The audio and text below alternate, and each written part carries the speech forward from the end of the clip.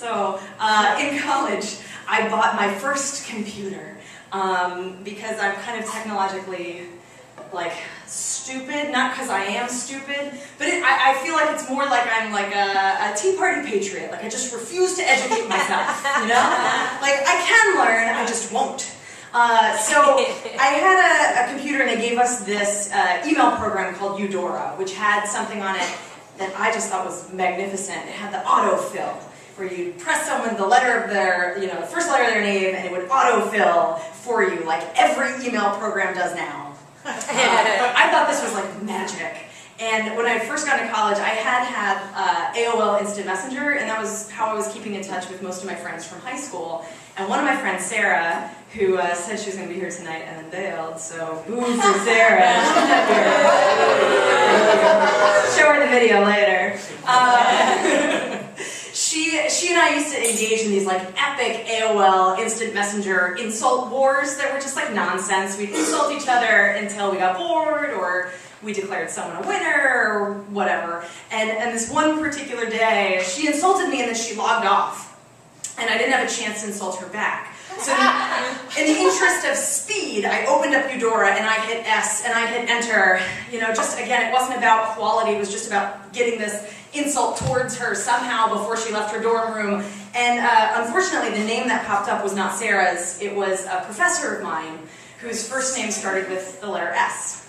It was Professor Simon something, I don't know. So I hit S, I hit enter, and then in the subject line, instead of putting something that would give this any context, like, hey Sarah, so that he'd know it wasn't meant for him, or, in regards to our AOL Instant Messenger conversation that we were just having, no context, it just says, hey bitch. And then in the body of the email was just stream of consciousness, insult ranting, like titty slapping, horse face loving, Jonathan Taylor Thomas molesting, slut bag. And what I do remember is that I signed off, monkey butt fuckers! Exclamation point. Love Debbie. And that sat for several hours until later that night I accidentally, drunkenly closed out the inbox and the sent mailbox popped up, and prominently, right on the top line, it was right there, Professor Simon, whatever, hey bitch. And I was like, that doesn't seem right. And I totally panicked, and when I realized what I did, I got all the nerds on my floor, all the computer geeks, to see if they could unsend it, because until that time, I had AOL, and you could, if you had sent it to another AOL person, unsend the email if they hadn't read it yet. So I was like, unsend it. Meanwhile, running around the room going, and I wrote monkey butt fuckers, and what if he's gay? He'll take it personally. Anyway, so I completely freaked out about it. It turned out they were not able to unsend this email. So I had to write one of those emails that never works. It's like, hey, don't read that thing I sent you. Which I feel like is the most tempting thing ever. When someone's like, here's something, don't read it. Never works, because I did the same thing the following year.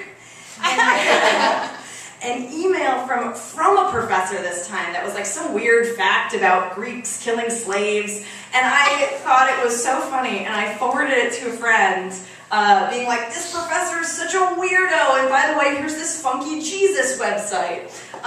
Only I didn't forward it, I replied to my professor. But thankfully, she wrote back and was like, I am weird, and that Jesus site is awesome. So that one turned out okay, but I'm starting to wonder if it runs in the family, because my dad did the exact same thing. Only he was writing an email to his friend telling him that my sister should not apply to medical school, that she didn't have what it took, that she would never be a good doctor. And he sent it to her instead.